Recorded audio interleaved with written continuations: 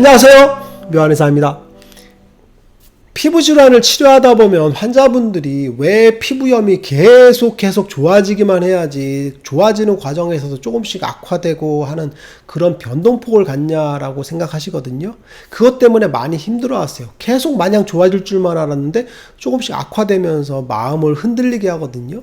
오늘 이 시간에는 피부염 치료에서 호전과 악화를 반복하면서 호전 과정으로 이어지는지 그 이유를 한번 알려드리겠습니다.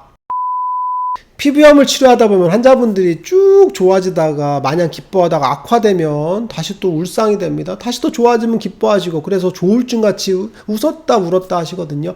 이 영상을 보는 제 환자분들도 많이 계실 텐데, 제가 늘상 얘기하는데 호전과 악화를 반복하면서 좋아진다라고 얘기하지만 실제로는 그 얘기가 머릿속에 박히지 않고 있습니다.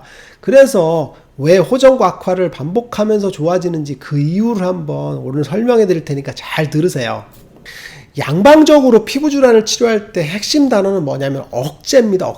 억제를 통해서 피부염을 치료합니다. 기본적으로 염증 물질을 직접적으로 제거하는 방법이 있고, 염증 발생 과정의 대사 물질들을 차단하는 게 있어요.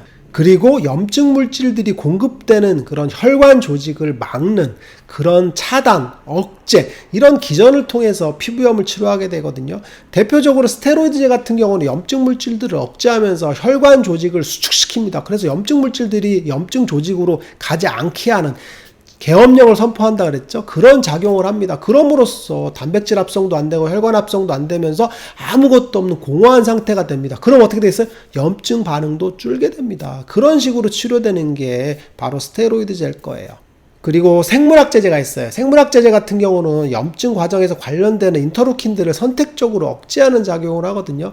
이런 약들, 휴미라 같은 약들을 쓰게 되면 쭉 줄어들게 됩니다. 그래서 자가면역 질환 같은 질환들을 쭉 억제를 합니다.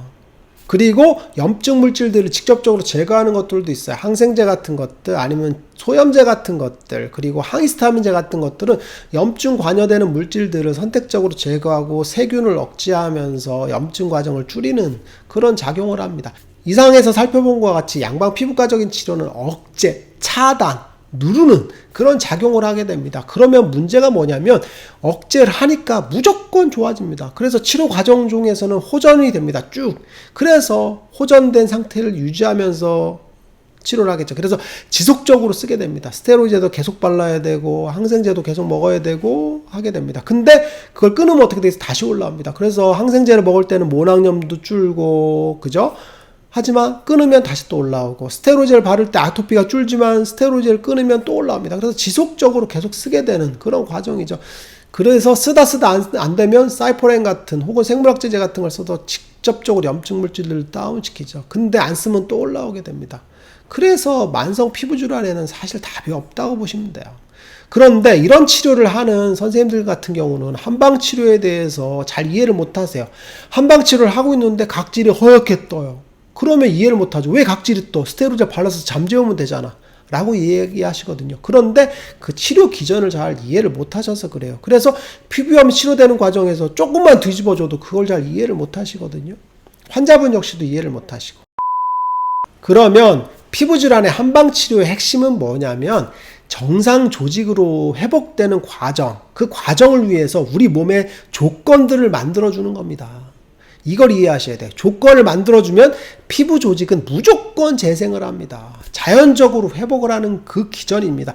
그래서 인체 회복력에 대한 무한한 신뢰를 갖고 인체가 회복되도록 조건을 쫙 만들어주면 새싹이 돋아나듯이 피부 조직이 쫙 재생을 합니다. 그래서 어마어마한 속도로 재생되는 그런 결과를 보이게 되겠죠. 그래서 조건을 만드는 과정에서 쭉 좋아지다가도 악화되고 좋아지다가도 악화되는 그런 과정이라고 보시면 돼요.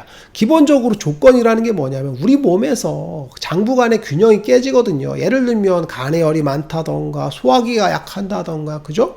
이런 문제도, 아니면 위열이 많아서 성질이 급하다던가 이런 것들 통해서 우리 몸의 균형이 깨집니다. 그럼 어떻게 되겠어요? 이거를 통해서 피부에 열을 만들거나, 그죠? 염증을 만드는 그런 과정이 되겠죠. 그리고 또 하나는 장내 불균형이 초래되게 되면, 그죠? 면역 물질들이 정상적으로 생성이 안 되기 때문에 피부염, 아토피 같은 것들이 악화되는 그런 기전일 수 있겠죠. 그리고 멘탈, 정신적인 문제들도 있어요. 스트레스가 과도하게 되거나 혹은 짜증이 많거나 공황장애, 불안장애 같은 것들이 있게 되면 피부염이 더 악화되는 그런 기전이 생기거든요. 염증 반응에 의해서. 그럴 때도 이것들, 멘탈적인 요소들을 억제하고 조화롭게 하는 그런 약들을 쓰게 되는 겁니다. 그리고 가장 중요한 게 뭐냐면 육기입니다. 육기. 우리 피부는 직접적으로 더위, 추위, 건조함, 바람 이런 것들을 맞게 되거든요. 그 맞는 반응에 대해서 피부가 약하게 되면 취약해집니다. 그래서 추운 곳에 있으면 피부염 생기고 더운 곳에 있으면 피부염 생기고 하는 겁니다. 그 육기에 대한 반응이거든요. 그것을 조절해 주는 겁니다. 그래서 육기에 대해서 우리가 반응을 잘 안 하고 튼튼하고 저항력을 갈 수 있는 조건을 만들어 주게 됩니다. 그러면 그 조건이 만들어지면 어떻게 되냐면 피부가 재생을 합니다. 그래서 아토피 피부염 같은 거 치료할 때 조건이 딱 만들어지면서 악화호전을 반복하면서 쭉 좋아지다가 조건이 딱 만들어지면 피부가 박탈, 허물을 벗듯이 쫙 새살이 올라옵니다. 어마어마하게 빠른 속도로 올라오는 그런 과정을 봅니다. 드라마틱합니다. 이런 과정들이 조건이 만들어지게 되면 우리 몸에서 생체 활성 기전에 있어 피부가 스스로 재생을 하는 겁니다. 그때 엄청난 속도로 좋아지거든요. 이게 바로 피부 치료의 핵심이라고 보시면 돼요. 조건 만들기. 그런데 이 조건을 만드는 과정에서 악화호전을 조금씩 반복하면서 좋아지게 되는데 이때 악화됐다고 해서 조건이 무너지는 것이 아닙니다. 지금까지 쌓았던 조건들이 무너지는 게 아니라 다시 학습한다라고 보시면 돼요. 즉 조건이 만들어진 상태에서 피부가 재생되는 과정을 통해서 피부염을 치료되는데 이게 마치 꼬마애가 성인으로 성장하는 과정이랑 똑같습니다. 어린 시절에 걷다가 쓰러지고 하면서 악화되고 그리고 사춘기 때 질풍노도의 시기를 거치면서 또 좌충우돌 하고 그러다가 멋진 성인으로 성장하는 그런 과정. 정상 피부로 되는 과정은 이런 과정을 거치면서 피부의 생체 활성 기전이 빵 하고 재생되는 그런 과정이라고 보시면 돼요. 그래서 조건 만들기라는 게 굉장히 중요합니다. 잘 만들어진 조건을 통해서 우리가 몸이 컨디션이 좋아지고 장부의 균형이 잘 되고 그리고 육기에 대해서 우리 피부가 트러블을 일으키지 않는 상태가 되게 되면 피부는 재생을 합니다. 그때 나오는 피부는 정말 뽀송뽀송하면서 깨끗한 피부로 재생되거든요. 그런데 잘 만들어진 조건, 잘 학습된 조건에 의해서 재생되는 피부는 정상 피부로 계속 선순환되는 겁니다. 이러면서 피부염이 재발하지 않고 정상적인 상태로 지속된다라고 보시면 돼요. 피부염을 치료할 때 쭉 급속하게 좋아지면 정말 좋습니다. 하지만 만성 피부질환은 그렇게 단순한 문제가 아닙니다.